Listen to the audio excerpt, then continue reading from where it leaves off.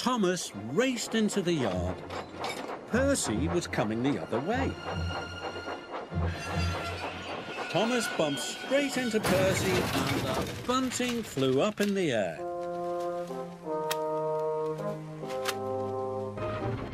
And it soon was.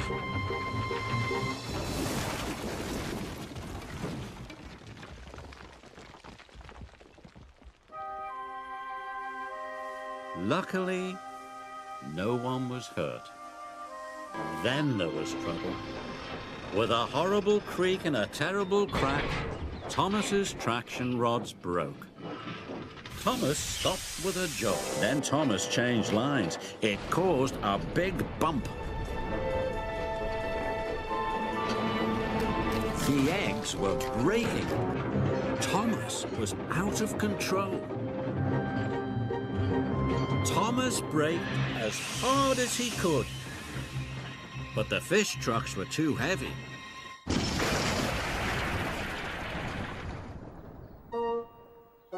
"Oops," said Thomas. "Sorry." He was very muddled indeed. "Please, unload the sheep," said Thomas. He should have said chickens, but now the sheep were unloaded.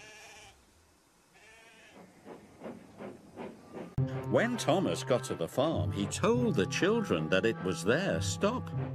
So all the children got off at Farmer McColl's.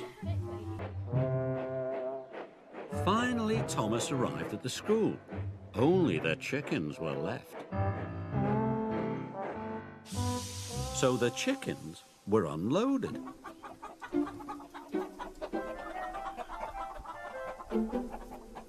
Thomas was ready to go. But the shunters hadn't released the brakes on the trucks. Thomas pulled as hard as he could, but the trucks wouldn't move. "I have to hurry," puffed Thomas.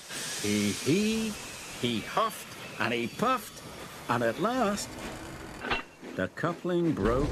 Thomas shot forward.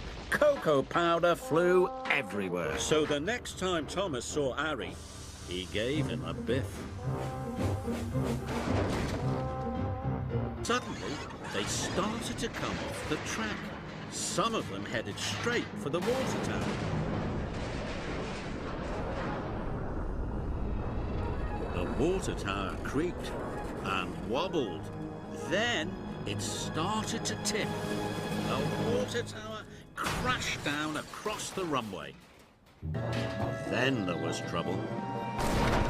Thomas clipped the telegraph pole and they all came off the track. Thomas wheeshed after her as fast as his pistons would pump. As he raced along, the milk churns rattled and rocked. They biffed and bashed.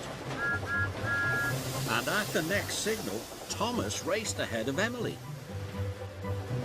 Thomas was very pleased. He steamed off for the ice cream factory. But he had completely forgotten about going slowly. The ice cream factory manager was very happy. Thomas had delivered the milk in record time. Now the factory could make the ice cream for the party. But when the manager looked into one of the churns, he was very surprised. "This milk is almost butter." The rusty coupling broke. Thomas's trucks were rolling by themselves. "Cinders and ashes," cried Thomas. Thomas applied his brakes, but he stopped too quickly.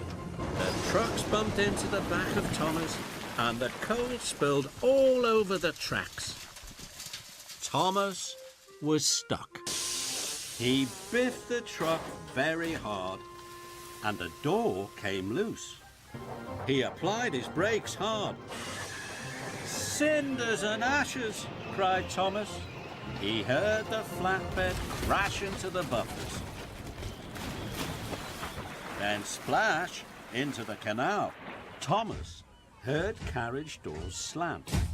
Everyone's on board, he thought, and he chuffed away as quickly as he could.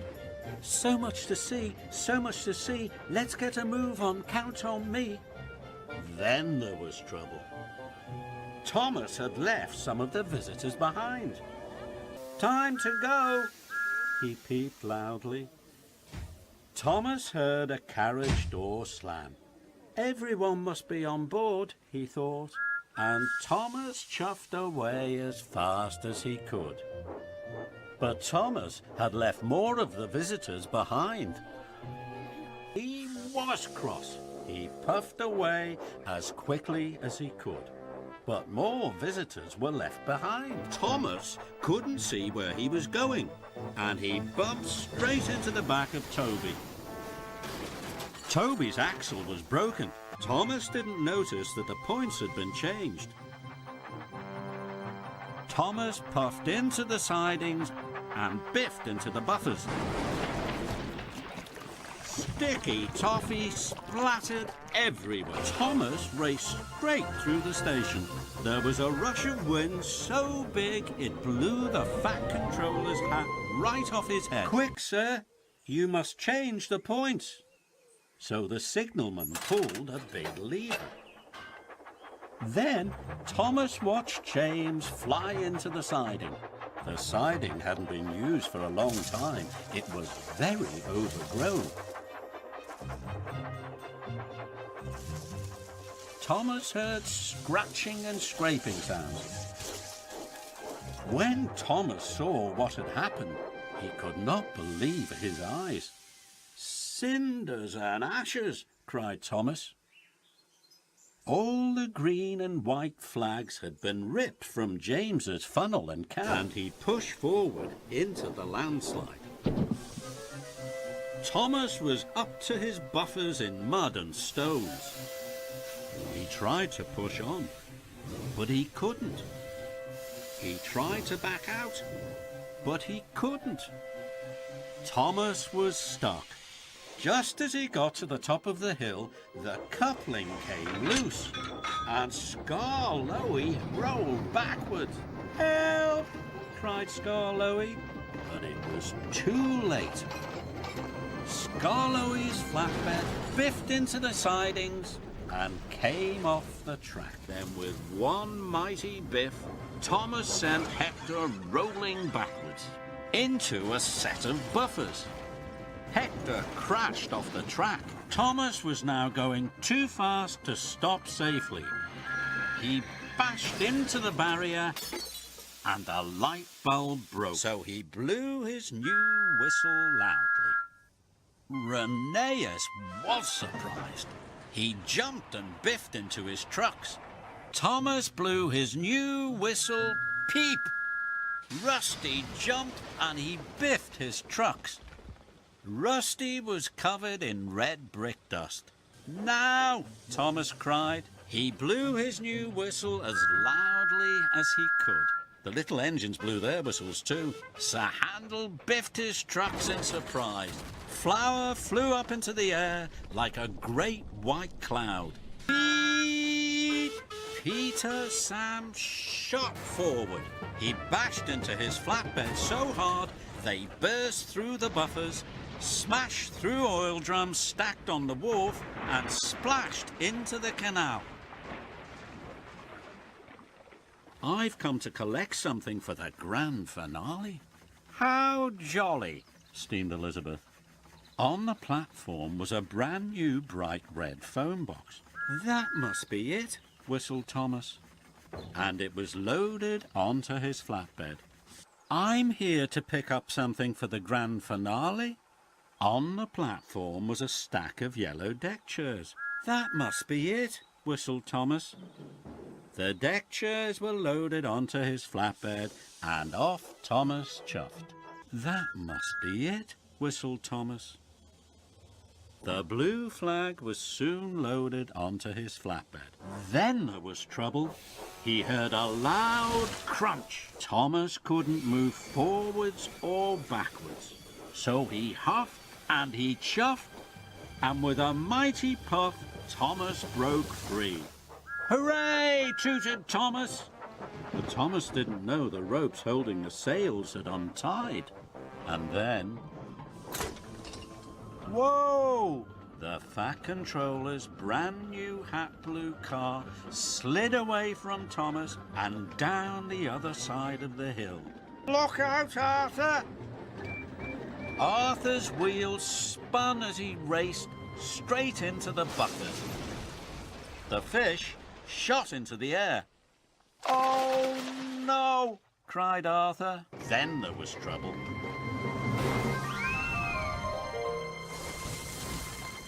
But he didn't see Bert pulling up behind him. Thomas bumped into Bert, the stinky cheese shot into the air and splattered down all over Thomas, Bert and Harry. Now we're really stinking. Thomas was puffing too fast round the bend. He toppled off the track. His load crashed down the bank. Then there was trouble. The tunnel ahead was blocked. "Oh no!" cried Thomas. He applied his brakes, but it was too late. Thomas crashed straight through the blocked tunnel. With a mighty splash, Thomas landed in a pool of water. Just in time, he hit the buffers and the billboard flew into the lake. Oh no, the water tower's going to fall on Duck. I must rescue him. Thomas blew his whistle loudly. Quick, Duck, move now! Duck puffed quickly forward as the water tower crashed to the ground. There's a tree on the line. The engines must take another track. The signalman changed the points. Just then, Harvey raced towards the junction. He changed tracks and puffed down the other line. Harvey was surprised. Thomas couldn't see that Diesel had arrived first behind him. Thomas bashed into Diesel. Stone poured down from the hopper, but Thomas couldn't see Mavis. He raced backwards into the washdown and biffed into Mavis, who came off the rails. Ooh! Rattling rods! Ooh! Harry and Bert were enjoying a rest at the engine sheds, but Thomas and Diesel couldn't see them. They raced backwards towards Harry and Bert. With a crash and a bash, Thomas and Diesel smashed Harry and Bert right through the back of the engine shed. Thomas's wheels hit a bump in the track. Some of the special blocks bounced off his flatbed. But Thomas didn't know. He was worried about his squeaking brakes. He raced into an emergency siding and he hit the buffers with a big bump. More of the special blocks bounced off his flatbed down a steep bank. Thomas knew he had to slow down now, but he couldn't. Thomas's brakes had stopped working altogether. Fizzling fireboxes, what can I do? With a clang and a crash, Thomas clanked off the rails. His flatbed bashed his buffers with a bump. The last of the special blocks fell from his flatbed into the water.